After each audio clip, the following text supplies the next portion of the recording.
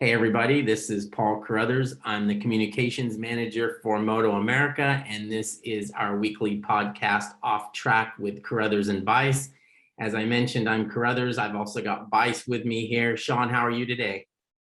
Hey, I'm doing great. Fresh off Minnesota and not bad to go a little north in the Midwest here from where I am. So I flew to this one, which it was only about 2 hours in the air, but with the time change, it was different. But I know, I just feel like going to Minnesota for you. I mean, it's still pretty much Midwest, so it's a little less than going to obviously New Jersey for you guys, but it's still a long trip no matter what, isn't it for you? Yeah, it was a hike. I mean, the thing that adds to that day of travel, or we made it 2 days because we actually left Sunday and drove up to the airport, but the airport's got to be 2.5 hours away from the track. Oh yeah, So that's the problem. Yes. that's the real issue. I'm glad we did what we did because we had a 6 a.m. flight. And if we didn't do it that way, we would have had to, we'd start driving at 3 a.m. or something. So it worked out okay. I was pretty happy with Brainerd, as I'd been there, way back 30 years ago or 25 years ago, wherever it was. And I'd been there quite a few times for both World Superbike and AMA Superbike. And yeah, I thought it's definitely got an old school feel to it. It's we did some laps out in the infield in golf carts, and there's people just randomly having fires and all kinds of odd stuff going on there, but everybody seemed to enjoy it, and it was a pretty good crowd. Yeah, and the weather was great too. I mean, a little bit. Well, we had the overcast and the smell of the wood, but for the most part, the weather was terrific. I mean, the humidity was pretty low after that first day of setup, and it was comfortable the rest of the time there, and that was nice. I mean, it's one of those things where I was thinking to myself, kind of glad I'm not here in the winter, but this seems to be the ideal time to be there. And obviously that area is known for vacationing anyway, so I can see why. I mean, there's a lot of cool stuff there, so it's good. And it's going to be cool to talk to the guest we got on today because him driving up there and not having been at that area before. Well, has raced a club race there. Actually, he raced a club race there a couple of years ago, so it'll be interesting to talk to this guest, but I won't give it away until you start the introduction there, Paul. Well, we can go ahead and say it. It's our guest today is Chris Parrish, and he's fifth in the Twins Cup points. He has 3 podiums.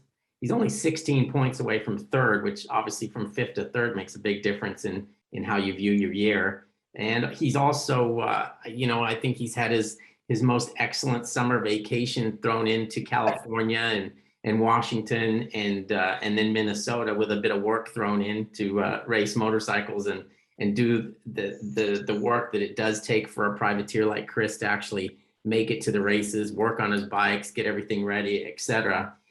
Chris is also special to us because, as most of you would know, he was our first ever Twins Cup champion in 2018, which was the first year of the Twins Cup class. So it's good to have Chris on. And Chris, how are you today?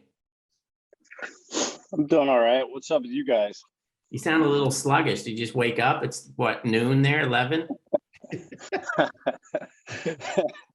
Was it a quarter after 10?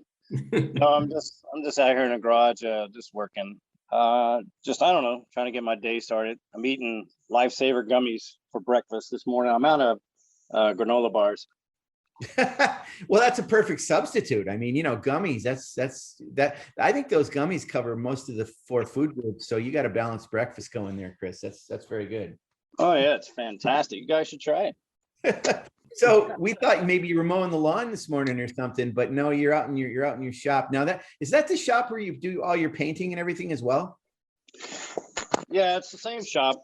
No, today I'm actually building 2 endurance tanks, because after the Pittsburgh round next weekend, we have the Pittsburgh endurance into the weekend after. So I don't have time to go cut grass. So it's just kind of like knee high right now. Yeah. Well, just get a hay baler in there and you'll be okay. So you staying up there after our race weekend in order to do the endurance the following race weekend? Yeah, that's our plan. I guess we're going to make another little mini vacation and go to the beach somewhere and hang out, because to come home from Pittsburgh to go back, it's 20 hours round trip and however much Wow. in fuel. So there's no sense of coming back home. Yeah. What beach is there? I don't know. I'm sure Beth will find one somewhere. She'll find something for us to do. That's what she likes to do. Well, that's good. You got to have that because it does make a difference in the way your summer goes. At least if you can mix in some fun and see some things you haven't seen before. And it was interesting to watch your Facebook and Instagram and all the other social media stuff and see your trip out to California and things like that. It was kind of, somebody like me who just flies into the races and I don't get to see all that stuff. So it's kind of cool to see it through someone else's eyes. Well, so that's kind of the agreement that me and Beth have. She goes racing with me, and at the same time, on our adventures where we're going, she looks on the phone and finds things for us to do, or she has like downtime at work. She'll figure out a route for us and, go and visit places. And it's just, why not? We're traveling so far at all different parts of this country, and there's so many things to see. So you might as well take advantage of it and, add a little extra time to your trip to go visit places. And it's fun, and that's what we do. We do all the social media so, people can follow us and maybe get ideas for their adventures and stuff. Yeah, in case they don't get to go and see the world's biggest ball of string or something.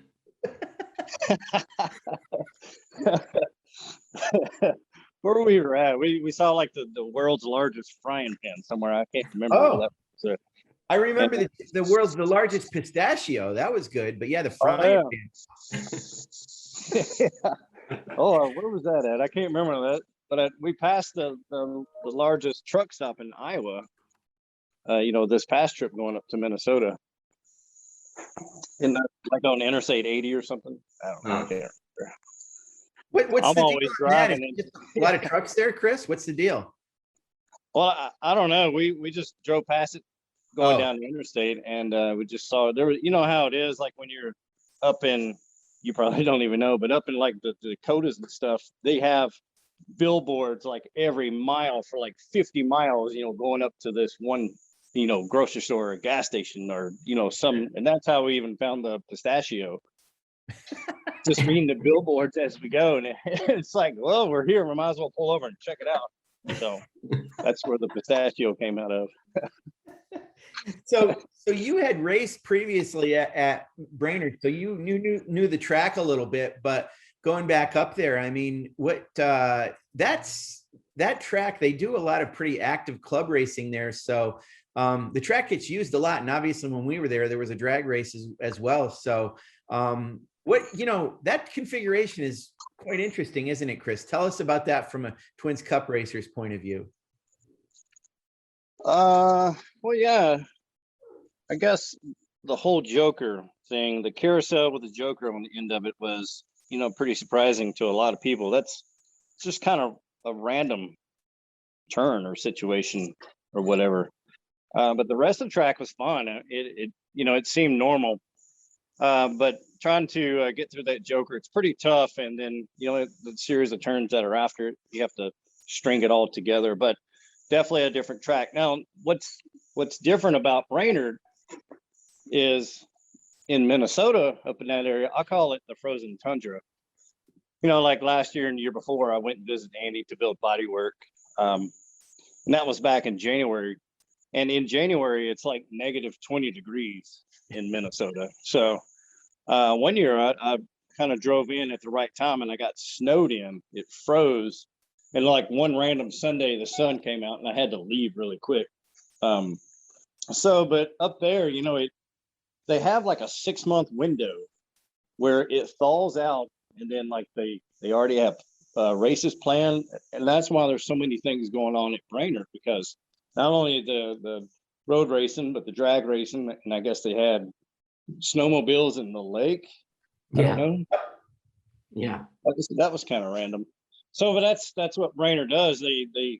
They schedule all these events because they have a short window of where it's thawed out before it freezes again. And when it thaws out, those guys go crazy, man. I mean, they're racing about every weekend. They can do anything that they can do, and they have to do it in a short amount of time. So, other than that, I mean, Brainerd up there is really a fun town.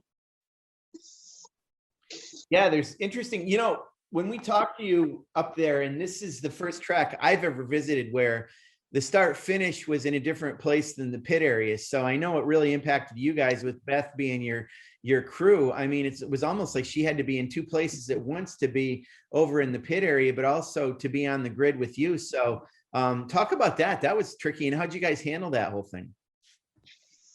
We had a little bit of help. On Saturday, Brandon Cole helped us out.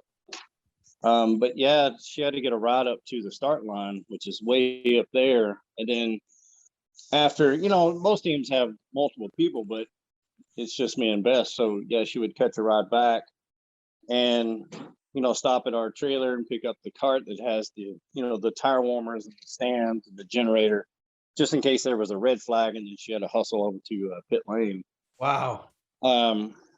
So, but that's me and Beth has always come up with a plan, and we've always made it work, but it took a little bit of help because she doesn't know how to ride the scooter. She's, intimidated of two wheels, actually. That's kind of random, but so she has to do a lot of walking, so she gets a workout in, and she enjoys it for whatever reason. I don't know.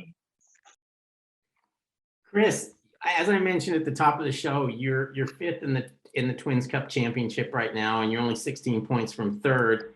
How do you grade this season for yourself? Do you count this as a good year? Or do you count this as a bad year? Oh crap! I don't know. I mean, I would say it's a good year, I guess. Honestly, I didn't have a plan to do the whole season. I had talked with Chris Ulrich, at the end of last season, and I was like, "Hey, man, I want to buy an engine from him because I just want a fast bike and I want to go do a couple of MotoAmerica rounds." And he's like, "All right, well, cool."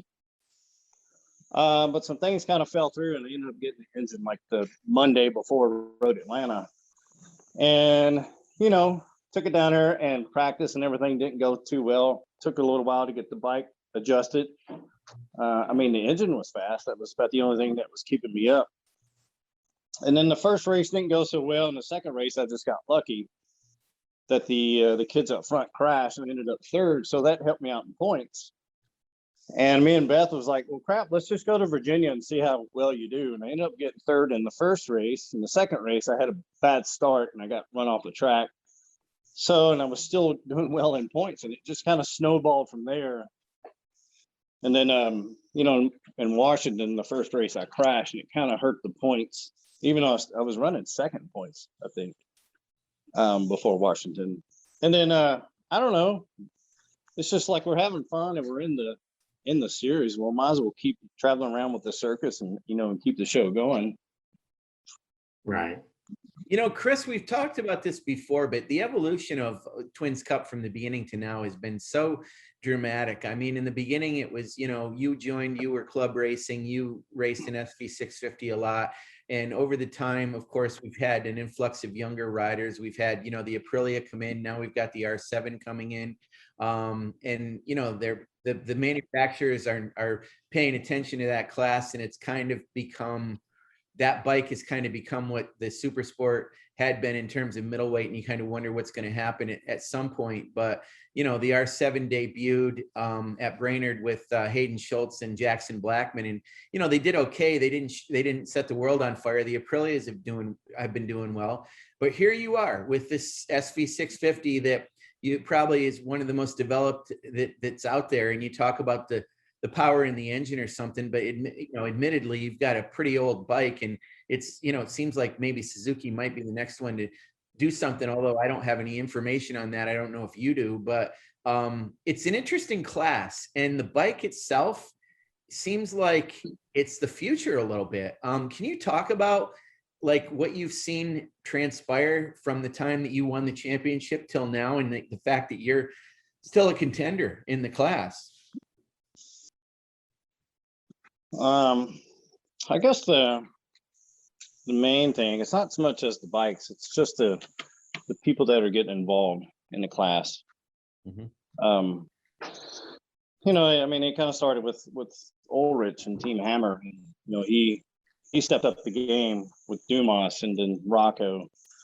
And then now the Aprilia's in the class, you have the the Italians coming in, and then you have all those guys working with Robum Engineering over there. I mean, there's a ton of knowledge, with these teams now. But me, I'm kind of still kind of hovering where I was in 2018. It's just kind of me, working on the bike and trying to get this thing adjusted. There's a couple of guys that helped me out, and I really miss Travis and Keith being there with me. But I'm probably about the only one that hasn't progressed, having guys with me and, with the knowledge and stuff. But the main thing is the guys that's come on board with the teams and the riders and the knowledge that's in the class now. Not so much as the motorcycle. The motorcycles can always be adjusted and, built to go faster, no matter what they are. Chris, how do your lap times compare? Do you get faster every year when you go back to the same places? I like to think so, and I think that I do. Right. Honestly, I haven't paid attention, but I do go faster. Every year I go to these tracks, and that's just the knowledge that I gained with my motorcycle and learn how to adjust the bike and get around the racetrack. But it kind of shows at the end of the weekend that I still have the speed and the ability to, to keep up with the front runners. But like at Brainerd, I mean, I made a wrong spring choice, and the bike put me on the ground once, and it tried about 4 other times. So during the races, I just kind of back off and just, finish with it on 2 wheels. Chris, we talked to you a while back about you had gone through that period where you tried out the Yamaha working with Andy Palmer, and he kept, he could build fast machines. There's no doubt about it. But, in order to do that, you're kind of at the edge of longevity or engine life, and it really taxes that engine or those engines. With your program that you've got with Suzuki and the fact that you've been running that SV for so long, how is the engine life with your engines in your bikes? Do you don't seem to you haven't had any DNFs. It seems like you've got it pretty dialed in terms of what you need to do to keep yourself, what parts to freshen up and everything. Tell us about that and how you keep the SV going. I guess, in the engine standpoint, this year, the engine I'm on is a package that Chris and Tim, Team Hammer, has put together just in case, like in the future, if somebody approaches them and like, hey, I want an SV engine, this is the package that they're going to put together, and it's reasonably priced, and obviously I haven't had any problems this year, so it's deemed itself that it's going to hold together, and it's still going to be fast. Although on any kind of track days or practice days, the 2 days we had with you guys, and I think I've been to 2 track days on my bike, I have swapped the engine out to put my practice engine in, which is, it's not a high built, high compression engine, but it's a competitive. Actually, it's the same engine that Teague rode at Virginia. That's the one I put in for practice. But even like talking with Chris Ulrich and just making sure that this engine is okay, he compliments me. He's like, man, it's kind of crazy how you know how to take care of these engines. You swap the engine out, and he's like, I really appreciate it that you don't have any problems. And I'll just have to go back and say that, hell, I've been riding these things, for 18 years now, 17 years. Wow. So I don't know. I just know how to take care of it, and I know how to ride it to keep it together, not over rev it, and keep it off the rev limiter and all that other good stuff. I can't remember which round or race it was, and you didn't really say too much about it, but I know from talking to Teague a little bit, you mentioned about an engine. Wasn't there a situation where he needed an engine and you gave him one, right? Wasn't that true for a race or something? Yeah, that was Virginia. Virginia. Yes. I don't know if it was first practice or qualifying. They had a noise come about or something in their engine, and Chris Ulrich come to me. He's like, I need to borrow your engine. And I was like, all right, it's in the trailer. Take it with you. Wow. So, but that engine, it had been refreshed last year. But like I said, it's still a 2 mil, but it's not a big engine. The cams are nothing. It's just kind of a backup. It's one I ran in 2019. for like the first half of the year. So, but yeah, that's one that he borrowed from and he used, and he did well. You can tell it was down on power, but Tika's just he's a beast going around the track, and he did well with it. Yeah, we've heard a lot about him and what he's done in his racecraft, and that's what I wanted to ask you. And you seem to be on the track a lot of times in a pretty good position to see what these, I guess we'll call them kids in front of you that are doing things. Do you see them doing anything regarding any different racecraft or style that's any different than what you do? And have you picked up anything from them and adopted it to your program, or do you just kind of let them do? That's what they do. I have my own thing, and I'm comfortable with what I do. How does that work? No, they're just fearless kids, man. They're having fun, and they're aggressive.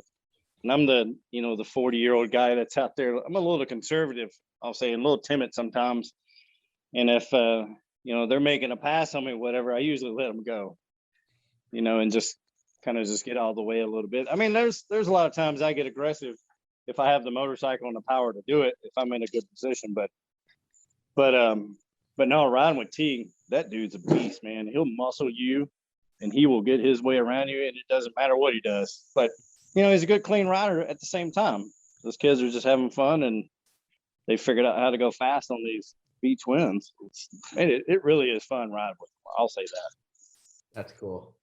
All right, I got a question for you, because you do always seem like you're enjoying yourself. And we already talked about the little, tying a vacation into it and making road trips more fun and seeing some things, et cetera, et cetera. But what really is it that makes you keep doing it? Is it actually riding the motorcycle? Is it life in the paddock? Is it life on the road? Is it just the competition of it all? What's the thing that makes you just keep coming back and wanting to do it more? Oh crap, dude! I don't know. That's the hardest question you've asked so far. I didn't mean to go all deep on you. No, I think it's the whole package. I really love riding the SV, the V twins. I mean, it's the perfect amount of speed for me, and it's the perfect amount of aggression riding a motorcycle. And then there's nothing wrong with MotoAmerica, but I just like calling it the circus, because it's different spots, and it's the same people, and same everything. So it typically is kind of we're the clowns riding these bikes. But going and see everybody every weekend, it's fun seeing everybody. We joke about all of our friends are at the racetrack, and it's kind of true, because when we come home, we don't really hang out with anybody. But no, I mean, everything is just fun. I really do like racing motorcycles, and I'm kind of scared. And even with Rossi retiring, I'm just wondering which year. Every year I say I'm going to quit, but I don't really know which year I will quit. I'll keep going for as long as I can, as long as I'm competitive to run with the children. I'll stay doing it. What would you do? I picture, like, even if you're not racing, is there anything you could do to stay in the paddock? I mean, your business doesn't really require you to be there, but would you try to work something out so you had a job that kept you there, or would that not be a situation that you could pull off? I don't know. Maybe if a team asked me to come and work, I would. Uh-huh. But I really think I am going to take next year off. Unless somebody asks me to come ride a bike, I'm going to take a year off, because I really want to get this bodywork business going. I'd like to try to be a competitor to all the big box bodywork stores. I guess you can say that. I don't know. Yeah. And then I need to take a year off, because I've got the SV 650. I want to get the R7 bodywork going. I want to get Aprilia bodywork going, because all these guys right now are already asking me to build bodywork, even the Ninja 400. But going and racing with MotoAmerica, it takes up so much time, and you could see all the traveling that we do. When I'm coming home, I'm only home for like a handful of days. I'm trying to cram as much work as I can in to get caught up, things done. It's kind of becoming a pain in the butt, and I'm being slow on work, and people are getting upset with me, and I just can't bring in that much work anymore. So but no, if I can get body work, I think I'd like to, maybe get a store or something in the paddock, and maybe help teams. I don't know. I need to stay home for a year and get things figured out and get like an inventory, if that makes sense. Right. Chris, it's funny, you're an innovator with that bodywork, though. I mean, heck, that front fender that you've got on your bike that's all shrouded around the forks and everything. I mean, that is a real interesting development. You created that. Did you create that design? How did that come about? Well, I mean, it's just, I guess it all started in Moto 2. And then, Andy made one. And that was the only one basically in this country. Was right. On the FZ07, the one that Andy made. So I don't know. I just sit down and made one for the second, third gen SV, and I like it. Mm-hmm. I think it looks cool, but not a lot of people like it, and not a lot of people want to pay the money down at charge to build them. I don't know. I just think that it looks cool, and I'll build it for all the bikes that I build, just to have it. Yeah, it's a little bit of a trademark for you. It certainly is for your bike, that's for sure. And the thing is, your business is bodywork and painting. I mean, we get that, but the thing is, you're so versatile with what you do on your own team. I mean, you're an engine builder, and you understand suspension and chassis and all that. So to the idea about, if you were, well, let's say if it wasn't riding for another team, but another team wanted to hire you, there's a lot of skills that you could bring to a team and provide for them. So it'd be interesting from my perspective to see how things would be for you to be on a team like that, where, it's a larger operation than you. And I know that maybe not be something you want to do at this point, but you certainly have the talent and the skill to bring to the table and the understanding of the paddock. If that came to pass, what aspect would you have on a team? Would you be the kind of all around guy? Would you be the engine guy? Would you be the suspension guy? What would you be? Well, I'll just go ahead and correct you. I'm not an engine guy. Okay. Okay. I don't know anything about engines. I just know how to install them and take them out. How about that? I think you know how to blow them up too, don't you? You know how to blow them up pretty good, I think. Yeah.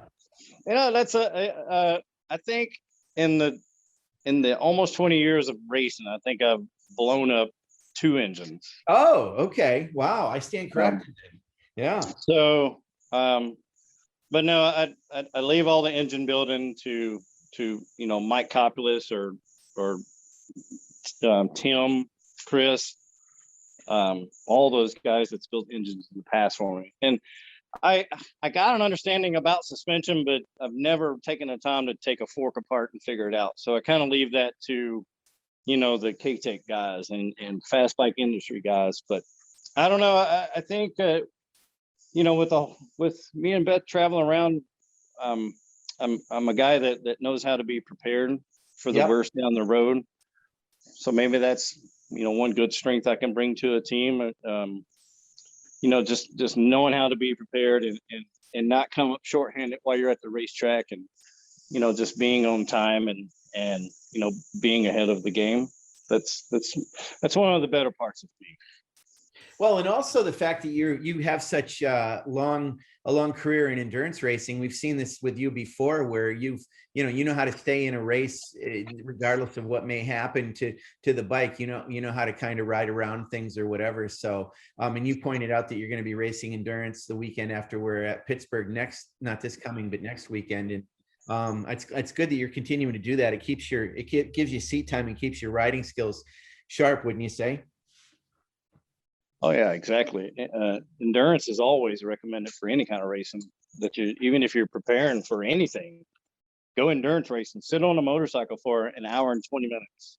Mm-hmm. In an hour, even in the first 30 minutes, you're gonna learn more about yourself than anything. And then you got to sit there for another 30, 40 minutes. You're gonna learn if you're gonna be able to I don't know, figure it out. If the bike is riding really bad, you got to figure out how to ride it the way it's riding bad. Or if like something has come loose, you got to be able to hang on to it, keep it from falling off. Or, I mean, there's foot pegs, there's shifter levers, there's been handlebars or brakes or whatever that's always come loose, and you're having to adjust it in that entire stint, because you can't make a pit stop in your stint and it's going to put you behind. if all that makes sense, then during endurance racing, even if you're working in the pits or if you're riding a bike, you learn a lot about yourself and a lot about racing. Well, I'll never forget that time a couple of years ago when you had crashed, and I think your shift lever or your foot peg or something that was gone, and you had to hand shift the thing by reaching down, and you kept it going and stayed in that race. So, that's the point I'm making. Hey, so we've got 3 rounds. We've got Pittsburgh, New Jersey, and Barber coming up, and they're all in, quote, our neck of the woods, as I'd like to say, closer to you in where you are in Hermitage, Tennessee. And they're tracks that you are familiar with and have ridden a lot, especially Barber. Where you're at in the standings at this point, I mean, it's conceivable that you could end up in the top 3. What do you think your chances are? And are you gonna? You say you kind of let the guys like Teague, who might be aggressive on the track, go by or whatever. But if you're in the thick of things, do you want to try to get yourself in that top 3 or top 5? Would you be happy with where do you want to end up at the end of the season? Well, I mean, the goal was to end up in the top 3 and make it to the banquet. That'd be really fun. Yes, there's 4 races left. I love Pittsburgh, and Barber is my home track, right next to Road Atlanta. Jersey having 2 rounds or 2 races there. I don't really know that track that well. It's so far away. I've only been there a handful of times. But I mean, the ultimate plan is to go try to qualify good and throw down some good laps in the race and end up on the podium. But yeah, it would be really cool to get the top 3 for the season. It'd really be surprising, on our end, because we didn't have a plan to do this whole season. Yeah, I mean, that's the thing I'm thinking with you is the fact that here you are, you were kind of not sure, and you're pretty much in the thick of things, and your results have been good. So we want to wish you good luck as we get towards the end of the season, and we'll be checking in with you like we always do. But we're going to wrap it up here, Chris. I just want to say to everybody out there, we've got these 3 rounds coming up, and we always need corner workers. So I want to definitely make that appeal for people to get in touch with David Hawley at DHAWLEY at MotoAmerica.com to be a corner marshal at Pittsburgh, Jersey Motorsports Park, Barber, all of the above, or any of them. Corner workers are important, and Chris can vouch for that too. It's a vital part of our series, and it's best seat in the house, as we say. You get out there, and you can't get any closer to the bikes on the track, and it's a fun thing to do if you're into racing. Chris, thanks so much for being on. We always check in with you during the weekend at some point when we're at races, but we're looking forward to seeing you weekend after next at Pittsburgh, and great to have you. And just hire somebody to mow that lawn for you. Don't bother. No, I'll get out there and do it. I might have a flashlight on front of the lawnmower or something, but I'll get everything done. I always do. I always make it on time. Yeah. Thanks so much. Yeah, thanks, Chris. It was nice chatting with you as always. And Sean, I've got a good idea for a story for you. I think you should be a corner worker for a day and do a story. I should do that. That would be good. I want to see you pick up the bike and run in the sand trap and fall and stuff like that. I want to grab the fire extinguisher too. I gotta have it all. So that'd be pretty fun. So I want to know which turn this is, so I can just ride over there and give you a high five and go back on the track. Yeah, I would. If I was racing, I'd crash on purpose in that corner just to make them work. Yeah, just blow the turn and go so far where you just lay it down and Sean, get over here. Yeah. Well, I'm going to do everything I can to get you back in the race, Chris. So that's for sure. All right, boys. You have a good day. All right. See you guys. All right.